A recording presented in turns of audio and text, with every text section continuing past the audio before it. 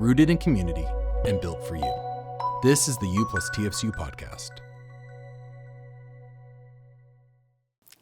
Hello, and welcome to the You plus TFCU Podcast. I'm Amanda. And I'm Terah.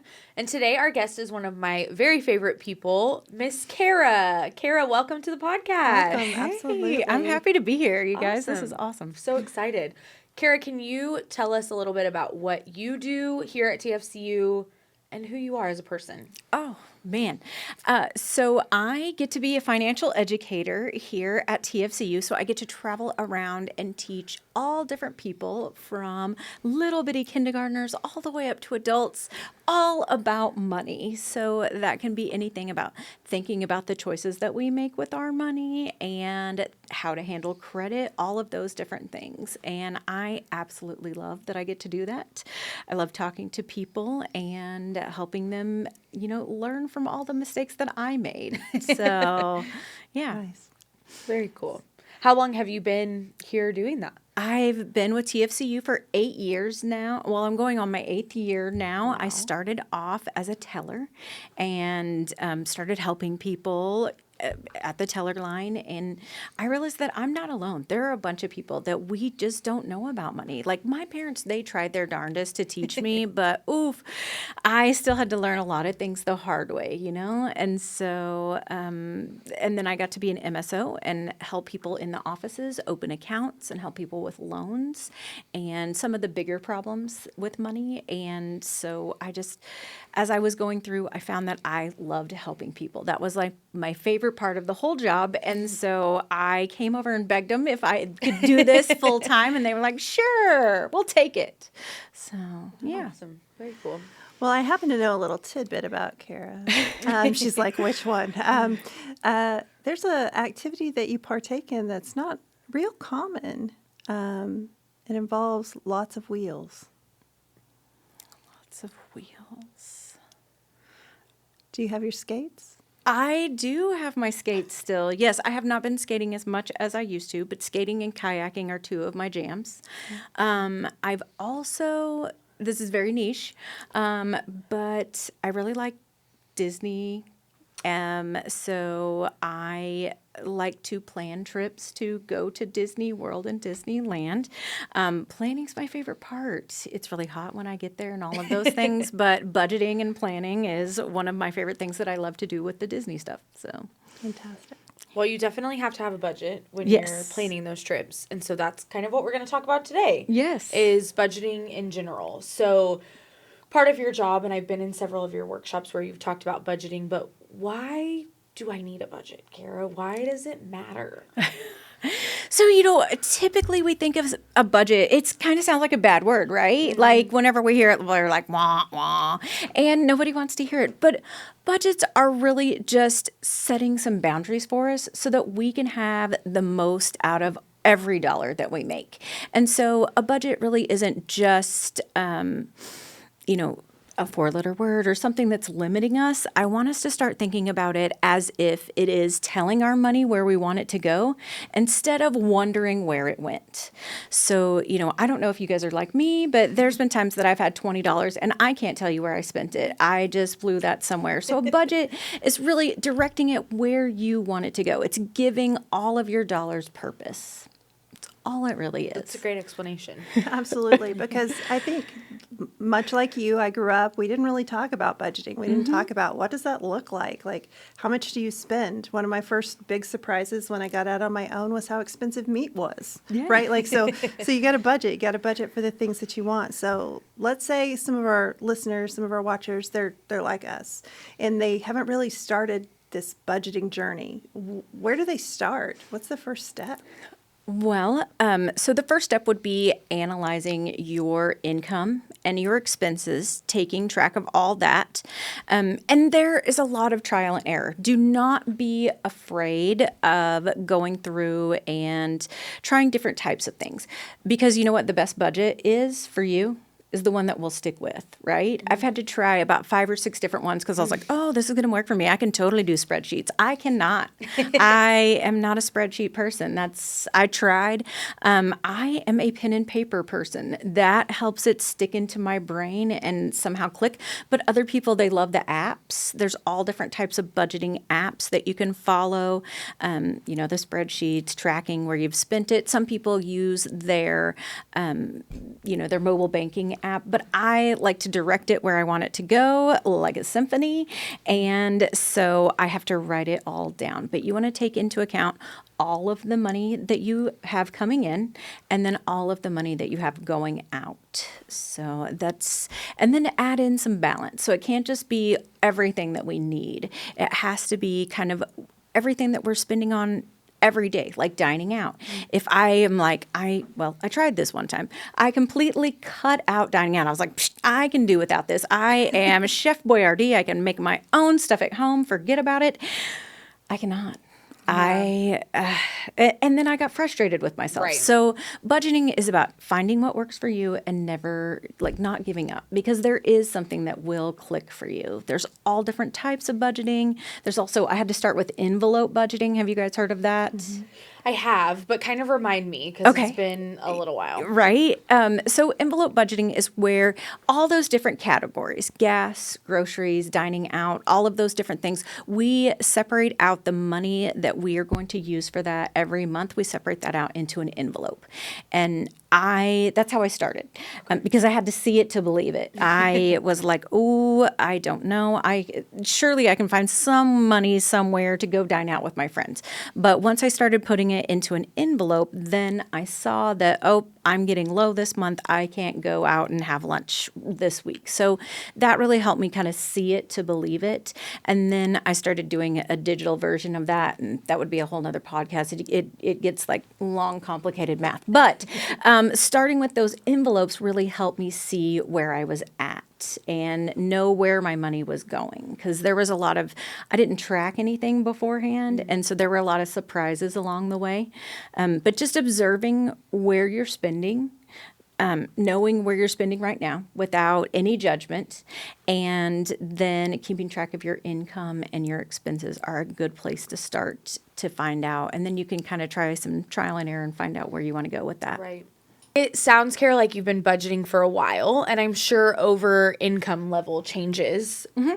How does someone adjust their budget? I mean, do you start all over if you know your income's going to change, maybe fluctuate some?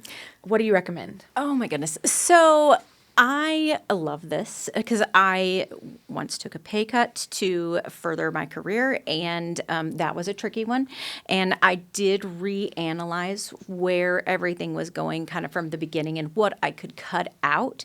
But increases, those are my favorites. You can always find places to put money. You can always there's always something we want, right? And so with that, I like to sneak in a little savings because I'm already used to working within this budget that I have.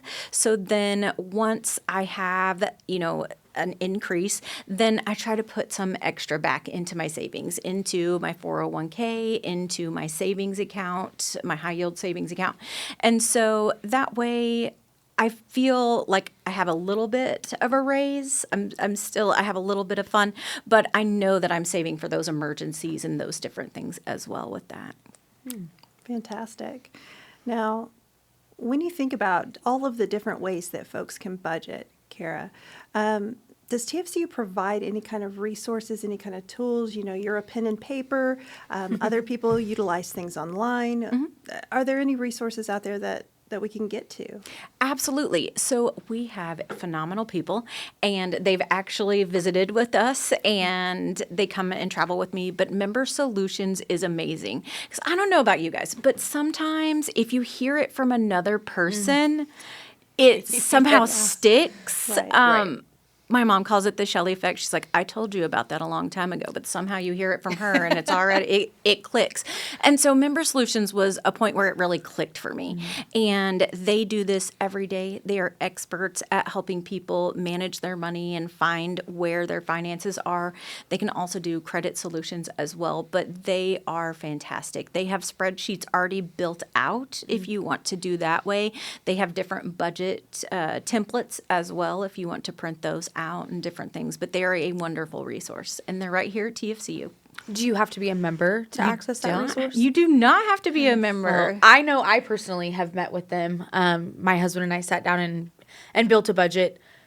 We've got our budget. Now, how do we stick to said budget? That's where I don't know about you guys, but that's where I struggle. I know it. This is what I should be spending, but I'm just not. So any tips or tricks? Oof. I don't know if you guys can tell, but I'm pretty competitive. I like to make things a game. And so I will try to see where I can save money that month. And what can I finagle down to? How can I do this? And so I try to make it a little game with myself. And so you could maybe make it a game with you and your husband. Like, okay, let's see who stuck to the budget the best. Let's see who nailed it. Now you're speaking my language. And then have small rewards that aren't costing money. So a little date night at the park or something fun that you might not normally do that doesn't blow the budget that we just created. And that's where we have to get creative there. Yeah, we have to kind of think about what are some fun things that we can do for free. But Sure. Yeah. So as you start to think about, I've got this budget, I'm trying to stick with it, I'm going to put a fun spin on it so, I can beat my spouse and save more money. What are some pitfalls that folks have as they navigate this budgeting idea? It can be a lot. Self-judgment was one of mine. Like, why did I spend money on that? Because whenever you're budgeting, you are looking at where your money's going. Before, when I was just like, go for it, And so now I'm actually holding myself accountable and not coming into that with shame, keeping an open mind, because we didn't learn to walk overnight. I fell on my face plenty of times. The same with budgeting. It's not something that we do all the time. And it's something, I'm a spender, so it's something that was very unnatural to me. And so I even had to add in a little fun money in my budget so that I could still feel like I wasn't being constrained. So finding that right balance, finding that where you have the fun, where you have all of your needs met, categorizing all of those things. You know what? As long as you are not spending more than you make, you're winning at budgeting. So not getting too judgmental on those things would really be a key. Yeah. No, I definitely agree. I think my big downfall, moment of vulnerability here, is impulse buying. And even when you have a budget, how do you build in those little impulse things, that endorphin boost that I need when I click checkout on my Amazon cart? Yes. Oh, that is one of mine too. Actually, guys, I impulse purchased a rabbit at the pet store. I have heard this one before. Yes. I've heard this story. Bruiser was his name. I was just out of college, was barely feeding myself, and I thought, oh, he's so cute. I just got a bonus. And so what did I go and spend my bonus on? All the things. That was not something I was thinking about as I was doing that. If I would have waited 24 hours, I might have thought about those things. But the food never stopped, the bedding never stopped, all of those things never stopped. So I've learned a couple of those things the hard way. But having some barriers set in place for yourself so that whatever you're impulse buying, that it's not something that you're going to regret. I mean, although I loved Bruiser and he was amazing and handsome in all the ways, I did regret at times, I could barely handle myself, and then I added this rabbit into that, and I'm sure that you guys have had an impulse purchase, and you're like, why did I do that? So adding some questions in there, like, do I absolutely have to have this? Do I like it, or do I absolutely love it? Is this something that I need? Did I come into the store for this, or did I get online for this? Am I on Amazon shopping for this, or is this just something on a whim? So making sure that it's something that you absolutely love and that it's something we're not going to regret later. And then I have that extra like fun money budget that I have on the side. One tip that Kara shared with me in one of her classes and one of the workshops was if you are filling up your cart at the store, Home Goods, TJ Maxx, take a lap. Fill up your cart, take a lap. And that has really, really helped me. That was something I heard probably, almost a year ago now in one of the workshops. But it has really impacted the way we spend money. You know, I love a good old just random hop in, got some time to kill errand running and putting things back after I look at it and think, I don't really need that. Or I have 18 red shirts. Why do I need 19? Has been really helpful. So I appreciate that tip. I walk a lot of things around TJ Maxx. I just take it for a walk and then I'm like, oh, I don't really need this. I don't need a 30th mug. There's a line there. Yes. Yeah. The cabinet is overflowing. Absolutely. I love the idea of taking a lap. I know that that's not necessarily something that I've experienced. So I appreciate that tip, because sometimes if we just think about that item, Right. we don't have too many bruisers running around. In the Right. backyard. Bless his heart. Sweet bruiser. There's been a couple of others that you've shared. Tell us a little bit about what is it? For every $10, for every $100? Every Remind me. $100. So this was one for Member Solutions. Actually, I love to ask them for tips and tricks because, they see it all. Yes. But for every $100, Megan, she will wait 24 hours. So if she's got her Amazon cart with $200 worth of items, then she will wait 48 hours. And I have started doing that. And that is a great barrier, because then I'm not just purchasing, just like walking things around the different stores.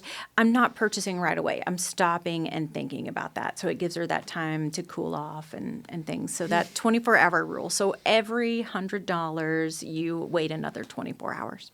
So, Kara, can you think about how you could help our members stay consistent when it comes to budgeting? Ooh, this is one I struggle with myself. So being consistent, you want to think about your why. You want to think, why are you doing this? And making sure that your why lines up with what your values are. There was one that I just recently so dining out is one of my weaknesses. I don't know about you guys, but doing dishes is not one of my favorite things, and all the stuff. And so dining out was one of mine. And I wanted to kind of cut that out, but I still wanted to do other things, or so I decided that if I cut that out of my budget, if I would stop things, that I would put money that I was saving from that into a travel fund. Yes. And so I got to go on a cruise last year. I mean, it wasn't anything, out of this world fabulous, but I got to go on a cruise with all the money that I saved last year. Right. And what helped me keep consistent with that, I had pictures of tropical islands everywhere, by my bathroom, on my fridge, in my car, because, the drive-through was my big weakness. So in my car, everywhere I had little tropical islands, little mini vacations everywhere I went. And so it was a good reminder to help keep me consistent with those things. So always thinking about why you're doing this, and whether it's kids, whether it's, you want to save money here, you don't want your money to go towards different things, but keeping that why present and in your mind at all times, or at times when you're wanting to spend. You mentioned dining out. That's one of my big ones too. I think especially now, because it's become such a social activity. Do you have any activities you recommend that we can go with our friends and maybe try to help influence in this way of budgeting, that are a little bit more budgeting conscious? Okay. Right now, there are tons of different things that are going on all around Oklahoma City. I'm sure there's other different places that have different things. My mom and I like to go to the different like craft shows and look at different things. We don't buy anything. It's like, oh, we'll wait till we're on our way out. By the time we're on our way out, we're like, I don't need it. But yeah, we did our lap. Yeah. And so that might be something that's kind of fun.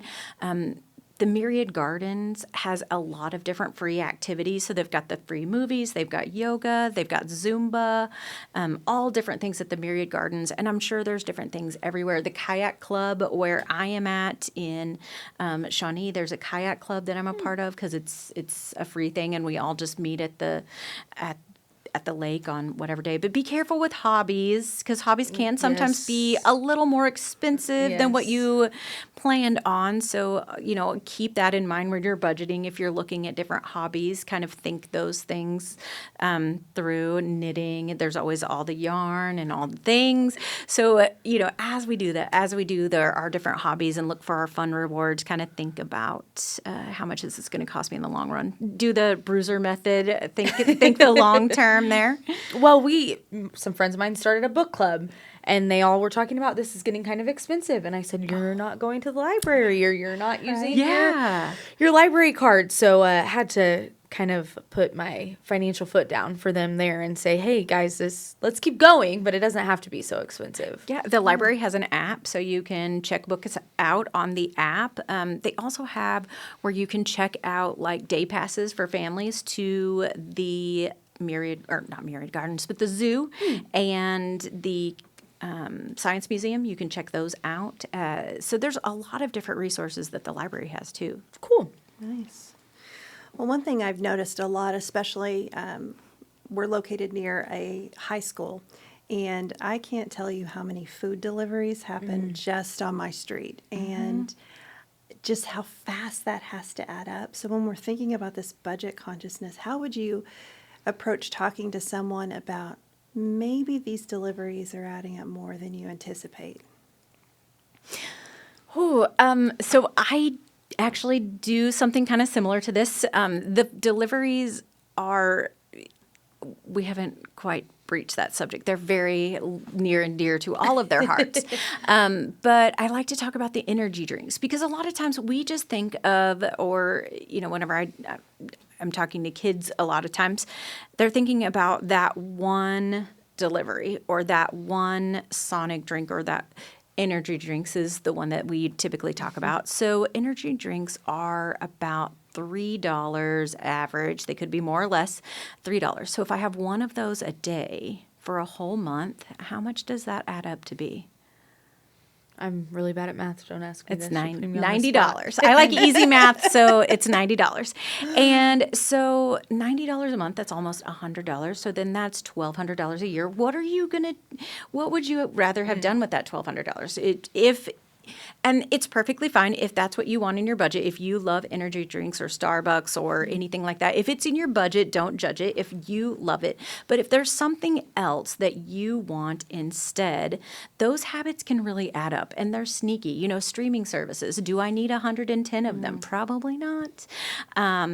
The dining out, how much does that actually add up to every month? And as we budget, we will actually see what those numbers are, and we can see if we want to cut that back, or if it's something that does mean something to us. So it is valuable to us because it means more time with our family and we're busy, then that's something that's worth it, and maybe we can find room in our budget somewhere else. So looking at those spending habits that we already have and seeing whether they do add value to us or not.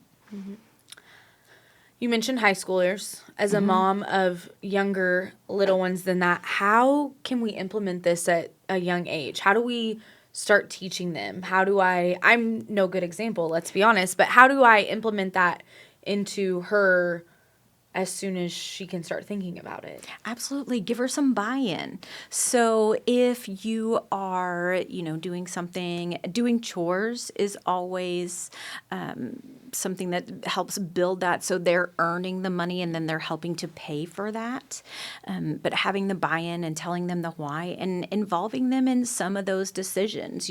She may not be able to do those things quite yet, but whenever she gets older, have her help with those decisions.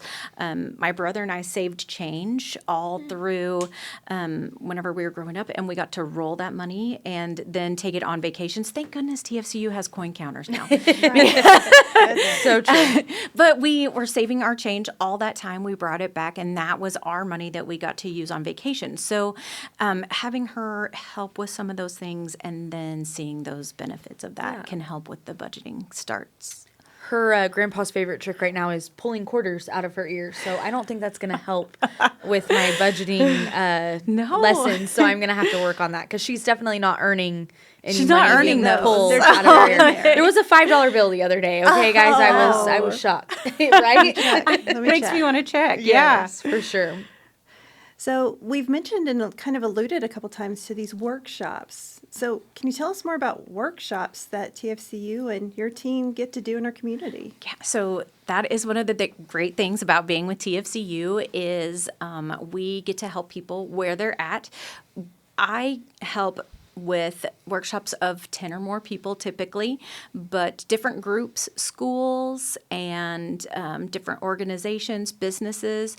I get to go and talk to them all about different things with finances, things that I'd wished I'd known earlier, credit, all of those things and we have several different workshops that people can choose from. We have 2 other financial educators, which they are amazing, and we travel all across Oklahoma to go and teach financial education, and it's absolutely amazing. But it shows kind of some of those things that we can do to help those things, and we offer it free for everyone that is interested in having us come and teach. You don't have to be a business partner or anything like that. Just a group of 10 or more, and we're happy to have you. I think that's so cool. It really does show how much TFCU cares about the community, especially as we continue to grow and expand down in Texas and all of that. It'll be great to take those resources to I can't wait. our region as a whole. What is one kind of simple change that people can make today to improve their budget? Ooh. So just one simple one would be knowing where you're spending, knowing where your money's going right now, because we can't change what we don't know. And making sure that wherever it's going, that it's where you want it to go, that it's where you want your future to be. I have some work to do. You got this. You've got this. So if you could leave people with just one reminder, just one key takeaway about budgeting, what would you tell them, Kara? That it's not a bad thing. It's not limiting. It's not that 4-letter word, because I used to hear budgeting and I was like, grr. That all it is telling your money where you want it to go instead of wondering where it went. It's not a constraint. It's not anything that you have to cut down everything that you're doing. It's like baking a cake. If we were to bake a cake, we'd want to look at the recipe, all of those things. So that's just what our money, if we are spending our money, we want to know where we're spending it. We want to know where it's going. So that's really all it is looking at those directions that we want it to go. And it's for everybody. I think that's the coolest thing about it is no matter how much money you make or have, everybody can live by a budget. And as long as your expenses aren't exceeding your income, you're doing it right. You're winning. That's a great point. Well, thank you so much, Kara. I know I learned a lot today. I know that our listeners will really benefit from this, especially all the resources that you mentioned, like member solutions and workshops and things like that. So Fantastic. Right. I Yes. also Well, thank you. Thank you so much. Thanks for having me, y'all. Absolutely.